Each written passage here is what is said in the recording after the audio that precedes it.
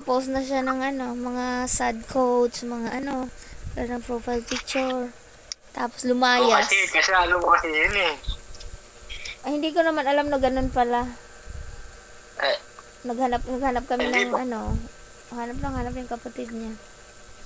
hindi mo nahalata sa ginagawa ni Ate Len. Pati ako nag-worry din. Saan na kaya yun Tuloy ako makatulog. Tuloy ako makatulog. Hindi mo napapansin? Sino?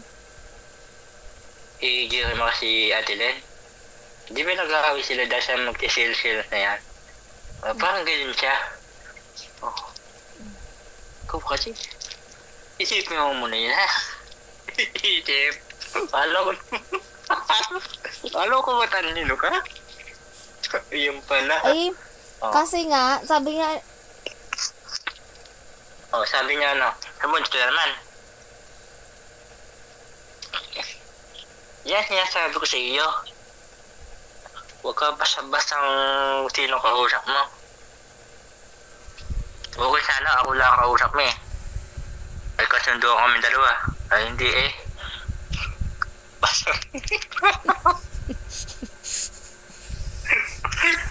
Nakadalawa na eh. Nakadalawang suko na si iyo. Ha? Nakadalawang suko na si iyo.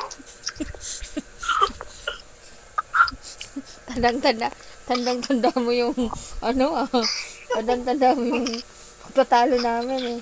Kadalawa na nga. Siyempre. Ayoko naman saktan ng isa. Kasi mahal ka niya. Ayaw mo naman.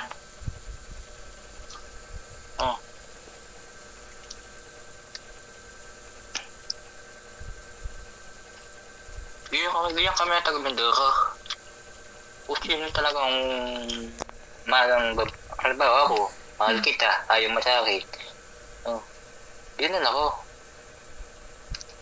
Hindi ko lang pinakikita sa iyo. Kasi ayoko na masaktan ka. Kaya ginagawa ko lang, hintay ka ng tawag mo. Kasi mga tumatawag ako pa, may kausap ka.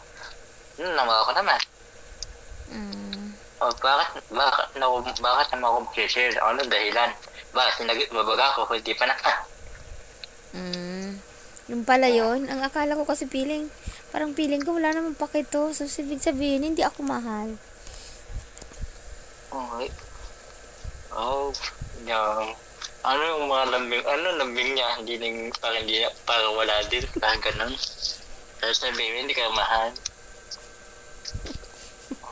Yan ang isip ko eh. Kasi ako kasi... Kaya nga eh. Kasi sino kausap mo, yun ang iniisip mo eh. Ano may nagmamahal sa iyo? Dalawa pa nagmamahal sa iyo. Wag lang ako.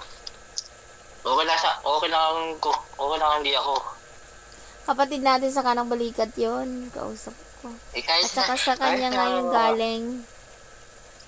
Kahit ang kapatid natin yan. Siya yung nagpa-accept nun sa akin. Sabi niya, baby, accept mo nga si ganito.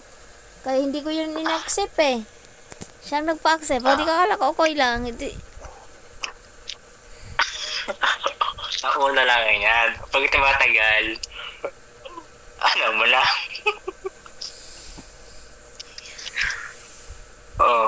Alam mo na sa susunod na. Di ba alam, may pangatlo pa naman eh. Ano? Di ba alam na? May pangatlo. May pangatlo pa talaga. Sabi ko nga, sige tulog na muna. Natulog na kami. Natulog na din muna. Sa TikTok pa na ko may problema din. Pag inom, wala inom. Ha? Wala inom. Hindi siya uminom. Lang siya, nagpalipas siguro ng sama ng loob. Punta sa, dagat ba? Tumawag siya dun sa number nung nasa TikTok. Wala yung dagat din ha?